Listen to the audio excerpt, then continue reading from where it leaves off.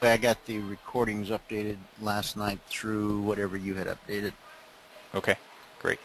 But I don't know if last week's Thursday night session has been put up. I don't know either. We'll have to send something at him. All right. Um, all right.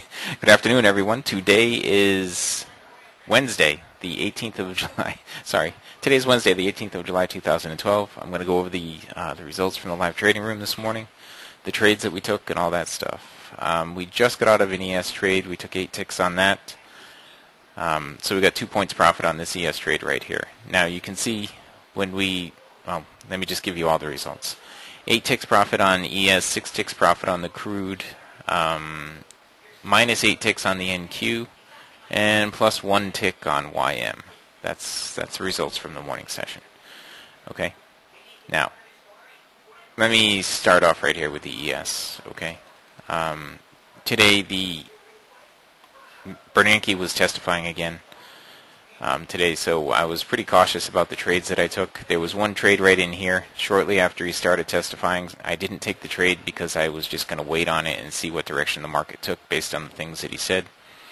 And right here, the entry would have been at 63, 1363 was the entry. Now, the actual spot where you would have put your order was 1362.75, but it would have been a market if touched order. Would have put you in at 1363. It had a drawdown of 1.5, and then it moved up from 1363 to 1366.5, all right, for 3.5 point gain. Pulled back down, and we got long in here when it pulled back down here. This trade we got long at about 11 o'clock. We got long in there at 1365. 1365.75, I think, is where we got long. And we just took a couple of points off on it. All right, at 1365.50 is where we got long, and we just took a couple of points off on it at 1367.50. We got long. It was at 11 o'clock, and we were still in it at the end of the morning session, but we left the trade on. A couple of minutes into the break period, I came back on, and I said I was going to move my stop to break even when price was up here, but it hadn't quite gone to my target yet. It finally went to my target just as Dwayne was talking here at 12:02. And so I got out of it there. I told everybody that I anticipated it moving up to 1370, which was the next zone up above us, and it hasn't gotten there yet, but I think it's going to get up there to 1370.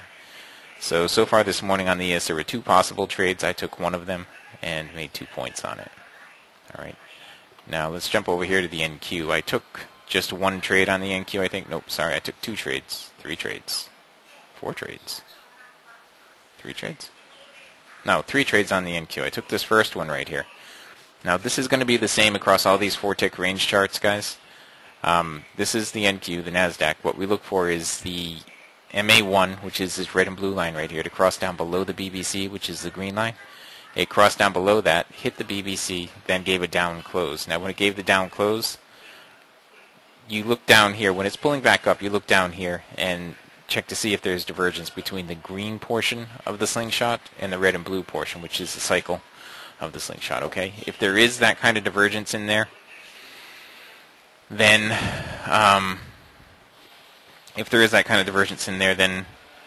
you would look for the down close right here to go short. That's what I did. I took the down close, I went short, it gave a couple ticks profit, and then it turned around and stopped me right out. All right, and I was just telling everyone when I took that trade that Bernanke is supposed to start speaking right now, so I'm going to be really cautious, and I took the trade anyway, and it stopped me out. The next trade that I took was over here. It was the opposite type of divergence. You had a bullish cross of the MA1 over the BBC. Price went up and pulled back down to test the BBC. Then it gave an up close right in here. Okay, on that up close right there is where I went long. From the long, it went up a few ticks, came back down, and got me out at break even. All right. The next trade I took was a short trade right over here. Same scenario, just on the short side. Okay. Came back up, tested the BBC, gave it down close, and when it moved down, I had moved my stop up to break even. After we had a close down below the MA1, I moved my stop up to break even, and it took me out at break even. Now, I didn't take this stuff right in here. You can see right in here there was some opportunity.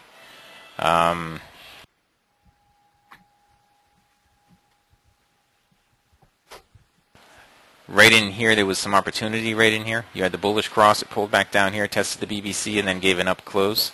Okay, right there, gave an up close. And that would have been the spot to look to get long. All right, that was right at the end of the morning session. I didn't do that because I was already long in the ES, and it was there. It was at the end of the morning session.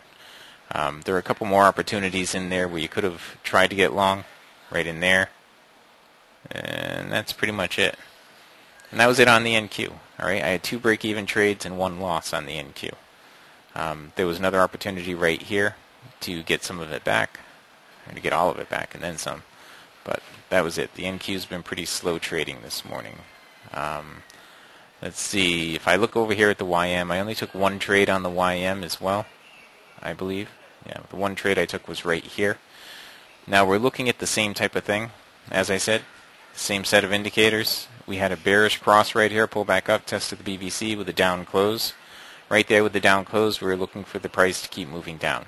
Okay, I moved my stop up to break even once it got down. Well, break even plus a tick once it got down below the MA1. All right, I hadn't anticipated it coming back up above the MA1. And it slowly ground its way down. Now right here, when this was moving down, the NQ was moving up and the ES was moving sideways. When I put this trade on here going short, I had a trade on the NQ going short, and I had a trade on the ES going long. So we were all over the place right there, but the markets were indicating different directions. And I took them all. I ended up getting a break even on the NQ, plus a little bit on the YM, and plus 2 points on the ES. Okay. That was pretty much it on the YM. There were a couple of opportunities earlier on, right in here. Let's see, we'll scroll back here. Right here we had a move up, price came back, tested the BBC, we had some bullish divergence, but the cycle was heading down.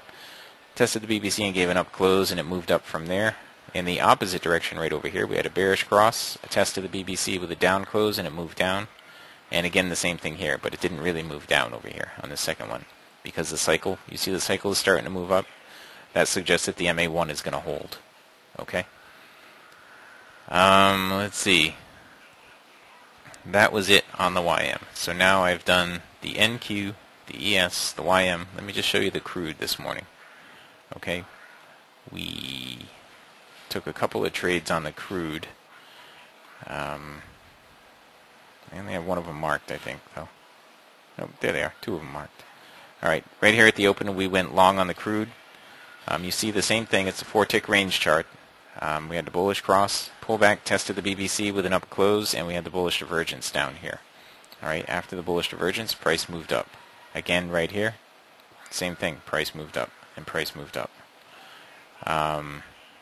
Over here, we had a down close with bearish divergence. We didn't take this trade. I tried to get into it, but by the time I was getting into it, the price was already down here at the MA1, so I ignored it. Nothing in here. Over here, there was an opportunity. We had the bullish divergence down here. You see? You guys see we're doing the same trade setup across all these different markets. The same trade setup, same indicators across all these different markets. Now, it's probably worth saying that I just got off the phone. I was speaking with a fellow who was taking a trial with us, and he said, you have a whole bunch of indicators, and you really seem to focus on this one trade setup. And the reason that I do it is because it's the easiest one for me to teach to you guys. All right, in the live trading room in the morning, this setup works well across all the markets. Even across all the time frames, this setup works well. And it's the easiest one for me to teach you. Okay, that's why I focus on this one so much. That's not to say that there aren't other setups with other indicators. We have a whole bunch of CFRN indicators. We're only showing a few of them right here. Actually, we have 1, 2, 3 different indicators that we're showing right here. And we have probably 12, something like that. There are ways to trade using the other ones. You become a partner. There's 150 hours of videos in the members area for you to go and take a look at if you're interested. There's lots of ways to do this. You can do one-on-ones with me and/or Dwayne, and learn how to use all the other indicators and trade all the other setups. All right, back to the crude. We had a bullish cross here, tested the BBC with an up close, and it moved up. bearish cross, tested the BBC with a down close, and it moved down. The divergence was over here, not over here or here. So right here, see, there was the divergence, so that made this down close the one you would have looked for. All right, and the price moved down. Over here you have some bullish divergences right in here. Oops, let me grab that. And now it's pointing the wrong way. There. All right, you have bullish divergence right there with the test of the BBC and an up close, but we had too many closes down below right here for me to really be interested in that trade. I've outlined a few of them here that may have been decent trades.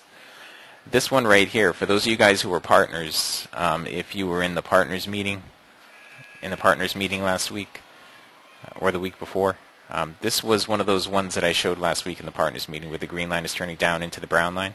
Over here the green line is turning up into the turning into the direction of the strongly sloped cycle, all right, with the brown on the other side of it. So there were a couple of opportunities here where you could have taken that right there and right here to be able to take advantage of those. All right. Now the crude inventories came out right here, so I wasn't doing anything right here anyway. But if we go back over here, things started to get really choppy here for a little while, and then they started to move up. We put in a new high right there. All right, so price pulled back down, tested the BBC, and gave an up close with bullish divergence. I got long right in here. I took a long trade right here and took a little bit of profit on it.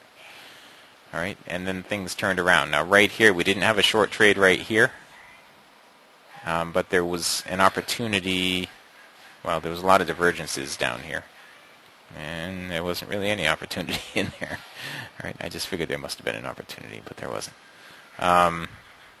Over here, this goes back to that thing where the green turned into the direction of the strongly sloped cycle when the brown is below it. Okay, because we didn't get a pullback all the way up here to test the BBC. You could have shorted right there on the close of that bar anyway. That's for all you guys who are partners, who were in the partners meeting. All right, so over here we're looking for the MA1 to move up above the BBC, and that's it. And that was it, guys. We got into the break right there.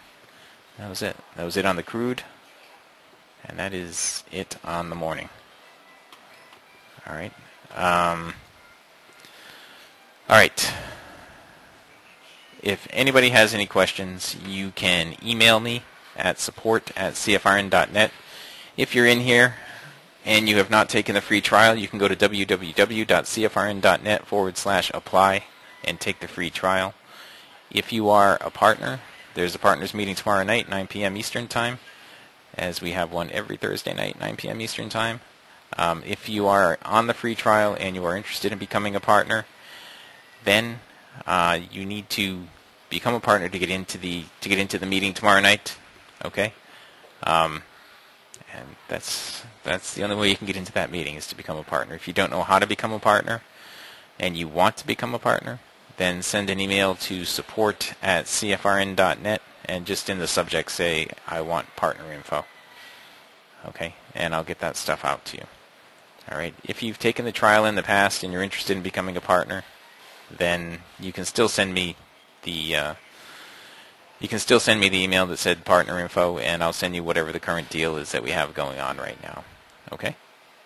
All right, guys, with that, I'm going to wrap up my recording right here and turn it over to Dwayne.